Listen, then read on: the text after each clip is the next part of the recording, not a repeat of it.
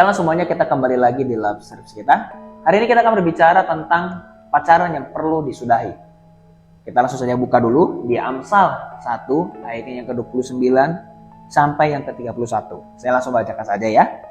Oleh karena mereka benci kepada pengetahuan dan tidak memilih takut akan Tuhan, tidak mau menerima nasihatku tetapi menolak segala teguranku, maka mereka akan memakan buah perbuatan mereka dan menjadi kenyang oleh rencana mereka. Sampai kayak ke-31 ya. Nah, pacaran yang perlu disudahi. Kalian perlu tahu ini kenapa? Karena supaya jangan sampai kamu kecewa lebih mendalam.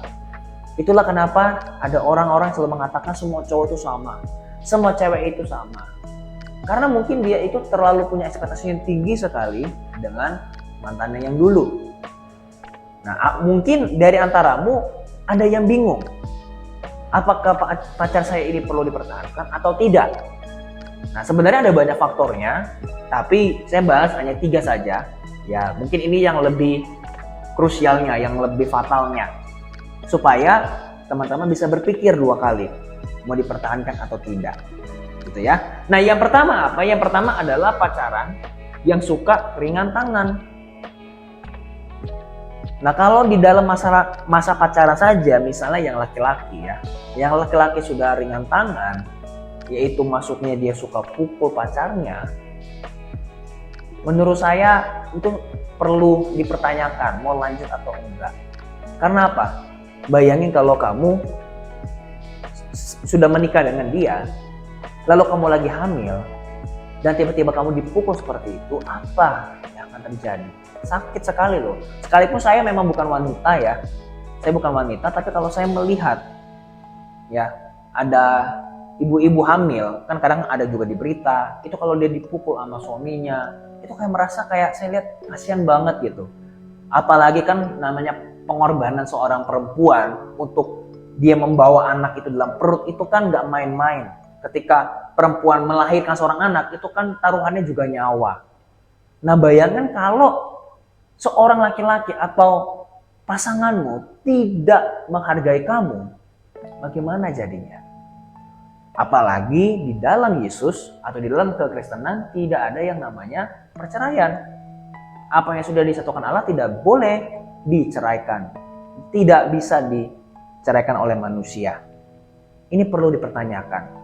Ya, kalau saran saya, mungkin kalau kamu yang punya kasus seperti itu, kamu langsung saja pergi ke mentor kamu ya di gereja, kamu minta solusi. Entahkah dari gembalamu, dari kakak rohanimu, atau ke kamu punya komsel. Atau kalau kamu bingung, kamu nanti langsung telepon aja, atau nomor WA yang ada di depan layar kamu nanti yang akan dikasih di sana.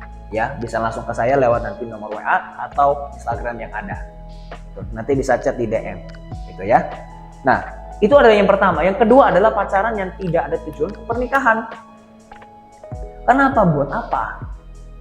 Karena tujuan pacaran itu adalah untuk menikah. Sama seperti sekarang ini, oleh karena mereka benci pengetahuan dan tidak memilih takut akan Tuhan, tidak mau menerima nasihatku, tetapi menolak segala teguranku, ini dia orang yang keras kepala, maka mereka akan memakan buah perbuatan mereka dan menjadi kenyang oleh rencana mereka. Mereka akhirnya merasakan apa yang mereka tabur dulu. Mereka akan menuainya. Nah, tapi permasalahannya yang dia tuai itu, yang dia tuai itu yang merasakan nggak cuma dia doang, tapi orang lain juga. Dan salah satunya dalam konteks ini adalah pacarnya. Dia selalu menabur kamu, dia nggak ada tujuan, dia cuma pokoknya tipe-tipe orang seperti ini by the way ini bisa terjadi untuk cowok dan cewek ya. Sangat kayak seperti tadi misalnya yang suka ringan tangan, mungkin aja yang ceweknya bisa yang ringan tangan loh, tidak selalu cowok gitu loh. Jadi cowok dan cewek sebenarnya di sini sama ya. Tapi yang kedua ini poinnya, pacarnya tidak ada tujuan ke pernikahan. Itu tujuannya adalah kegagalan. Kenapa? Karena dia nggak punya visi ke depan. Kalau dia emang sungguh-sungguh pengen untuk bersama dengan dirimu terus, harusnya dia fokuskan kepada pernikahan. Bukan berarti ketika sudah pacaran berapa bulan langsung nikah, bukan begitu maksudnya, tapi setidak-tidaknya punya perencanaan dan diobrolkan.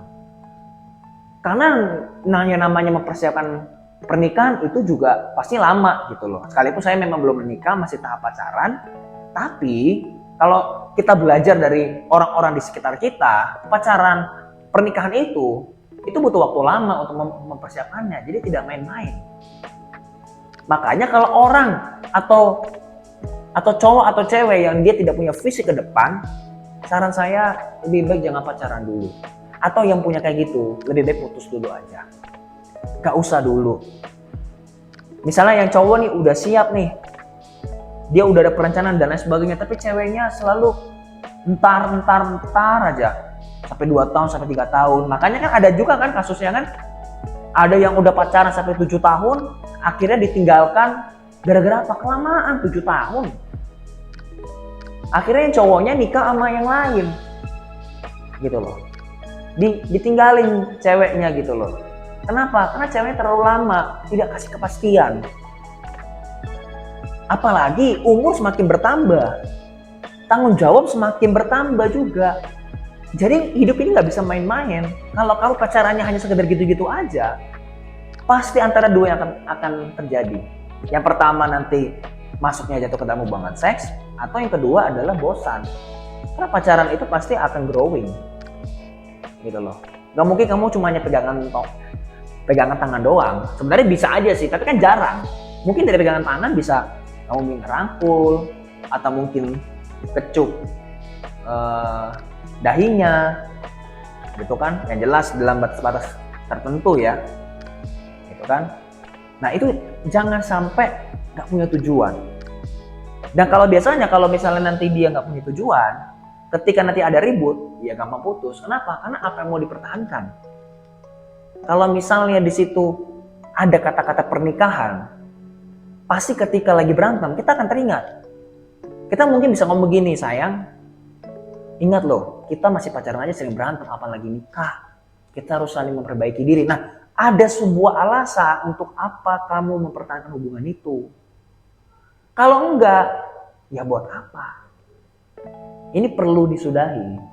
Lebih baik putus. Sakit memang sakit, tapi sebentar kok. Daripada kamu nanti udah nikah, kamu udah muak-muak dengan dia, dan kamu akan mengatakan, tahu begini, dah kan gue pilih dia. Males. Gitu. Yang terakhir, pacaran yang tidak mau ada aturan. Nah ini dia juga salah nih. Kenapa? Tipe orang seperti ini adalah tipe orang yang tidak mau diatur oleh pasangannya. Saya pernah bahas sedikit tentang pacaran yang tidak tertulis. Teman-teman mungkin bisa lihat nanti videonya, ya. Ada sebuah hukum yang tidak tertulis, itulah yang harus kita taati. Nah tipe yang seperti ini adalah orang-orang yang masih mau bebas. Masih yang penting gue berteman dengan siapa saja. Misalnya ada cowok yang sudah pacaran, tapi karena dari dulu si cowok ini lebih dekat dengan teman-teman ceweknya daripada teman-teman cowoknya, misalnya ceweknya ini cemburu, maka si cowoknya ini masih mau tetap main sama teman-teman ceweknya. Nah itu juga tidak bisa. Kenapa? Karena hatinya itu masih mau bermain, masih mau fokusnya itu, ya gue masih mau bebas. Kalau masih mau bebas, jangan pacaran. Karena pacaran itu ada hukum yang tak tertulis. Kamu harus bisa menghargai pasanganmu. Apalagi dalam berbicara dengan lawan jenis. Itu perlu, kalau enggak, salah satu dari antara pasangan itu akan disakiti secara tidak langsung. Mungkin dia nggak akan ngomong pertama, kedua, ketiga, tapi lama-lama ditumpuk. Akhirnya dia akan meledak. Langsung dibeberkanlah dari A sampai Z. Kamu punya kesalahan. Padahal mungkin kamu kesalahan hari itu cuma sedikit, tapi diingat dulu. Karena apa? Ditumpuk banyak. Jadi untuk yang ketiga ini, please, yang kalau bagi kamu yang masih mau bebas, jangan pacaran dulu. Atau yang sudah terlanjur pacaran, saran saya ya, sekali lagi ini saran. Saran saya, Anda lebih baik putus dulu. Karena apa? Daripada capek. Toh juga masih muda misalnya kan. Apalagi yang masih sekolah gitu, udahlah nanti aja. Ada waktunya kok, nanti kamu pacaran kok, gitu loh. Sekolah itu kan tidak selamanya. Suatu saat kamu akan lulus, kecuali kalau kamu malas-malasan, ya kan? Pacaran pasti akan kesana kok. Ujung-ujungnya kamu akan pacaran, ujung-ujungnya kamu akan menikah. Jadi nggak usah terlalu mengejar hal-hal yang udah pasti lah.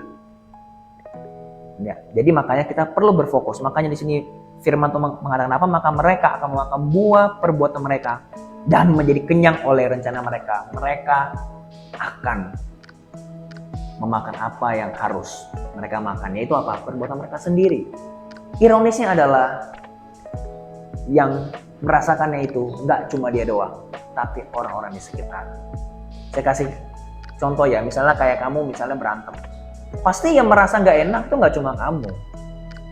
Pasti yang merasa nggak enak juga teman, ya kan? Apalagi mungkin teman, masih mending teman yang mensupport, teman-teman yang bisa adil, yang melihat secara objektif. Kalau ini misalnya temannya punya ada keinginan untuk mengambil pasanganmu, ya mungkin aja dijelek-jelekin, atau enggak langsung aja udah ngapain aja lo sama dia, udah putus aja, lu kan bisa sama ini, bisa sama itu. Nah, masih mending punya teman yang baik. Kalau enggak, nah makin parah. Nah, makanya untuk ketiga poin ini, please tolong teman-teman bisa dengarkan dengan baik, dan ini adalah saran saya. Teman-teman mau ikut atau enggak, itu terserah kamu. Yang jelas firman Tuhan mengajarkan pacaran itu untuk menikah dan ada sebuah komitmen di dalamnya, mau sampai kapanpun, karena pernikahan itu kudus dan pernikahan itu sekali didoakan tidak bisa diceraikan kecuali cerai. Mari sama kita berdoa. Tuhan, terima kasih buat hari ini. Hamba berdoa ya Bapak, bagi mereka yang mungkin sudah tidak ada jalan lagi, atau mereka ada di salah satu ketiga kategori ini, Tuhan tolong dalam nama Yesus Engkau pulihkan mereka ya Bapak. Jika memang tidak bisa pulih, biarkanlah mereka bisa putus baik-baik. Hamba bukannya jahat kepada mereka, tapi supaya mereka tahu bahwa ada sebuah rancangan Tuhan yang mau Tuhan lakukan dalam kehidupan mereka masing-masing. Karena ujung-ujungnya adalah kebahagiaan mereka itu sendiri juga, Tuhan Yesus. Hamba berdoa dalam nama Yesus. Kami sudah berdoa dan bersyukur. Haleluya. Amin. Thank you semuanya, and God bless you.